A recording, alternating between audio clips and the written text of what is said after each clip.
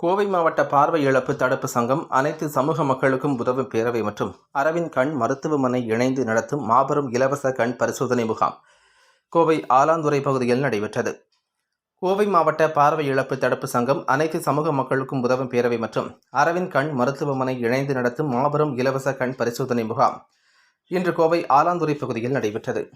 இந்த நிகழ்ச்சியினை வழக்கறிஞர் புஷ்பானந்தம் தலைமை தாங்கினார். இதில் இந்த பகுதியில் உள்ள பொதுமக்கள் தங்களது கிட்ட பார்வை குறைபாடு, தூரப்பார்வை குறைபாடு, கண்களில் பூ விழுதல், கண்களில் நீர் வடிதல் போன்ற பல்வேறு பிரச்சனைகளை தெரிவித்து அவர்களுக்கு பரிசோதனை செய்து அவர்களுக்கான மருத்துவ ஆலோசனைகள் மற்றும் மருத்துவ உதவிகள் வழங்கப்பட்டது.